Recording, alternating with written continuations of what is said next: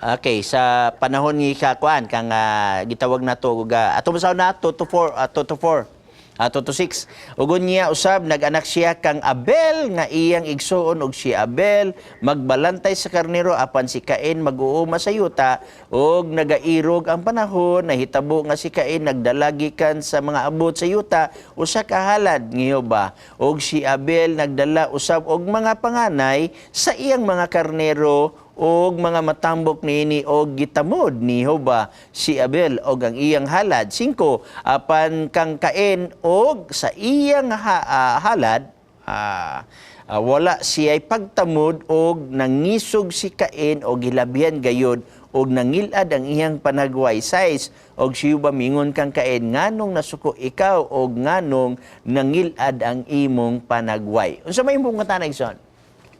Ako pang tanan na, Pastor.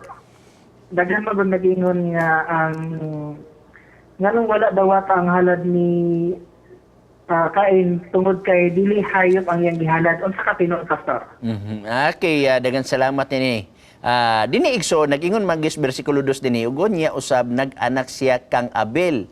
Iyang igsoon og si Abel magbalantay sa karnero, apan si Cain mag-uuma sa yuta. Now, imo makita igsoon nini nga punto kay kini siya na repeat man ni sa Hebrews chapter 11, no?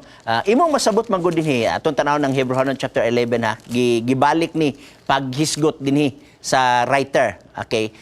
Ilabi na sa gitawag natong kag-Abel. Verse 4, tungod sa pagtuo si Abel mihalad ngadto sa Dios sa labaw pa kahinangpon nga halad inihaw kaysa kang Cain nga pinaagi niini siya nahiuyon ingon taong matarong nga nga gipanghimatud-an sa Dios diha sa pagdawat niya sa iyang mga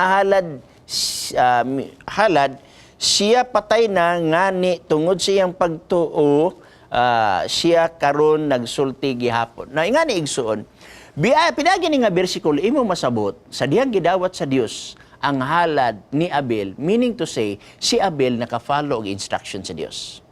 Kay ang gidiman sa Dios this time igsuon ang halad man nga gitawag natong maula pinaagi sa dugo. Usbong ko, wala may dautan sa halad sa mga lagutngon, walay dautan sa halad nga abot sa yuta, pero niining panahon na igsoon, ang instruction sa Ginoo, mauman ang halad nga maula og dugo. Kay nagtudlo magud na ngadto sa kamatayon ni Kristo nga garantiya sa ilang pagkamakasasala.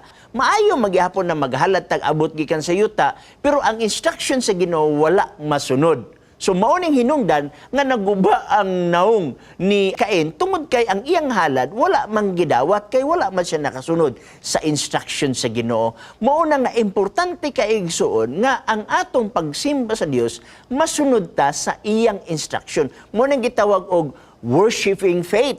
No?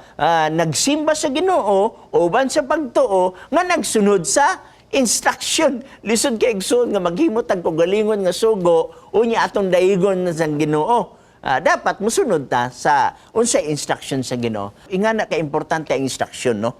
Kung unsay gisulti sa Ginoo, mo follow ta. Pagayos Ginoo nga muna imong ihalad, dili ta magbuot sa tong kagalingon, no? Kay nga naman mismo magani si Abraham napakyas diya pag-ingon sa Ginoo nga pinaagi kang Sara. Mga mudagan ang imong kaliwatan. Niya tanaw niya si Sarah tigulang na, so naghimo siya iyang kugalingon nga pamaagi, tabangan niyang Ginoo, gikuha niya sa Hagar. Pero, ba siya nag-follow sa instruction sa Ginoo? Sama biya paagi igsoon, basiun niya ang atong pagsimba sa Domingo, walay mabasa sa Biblia.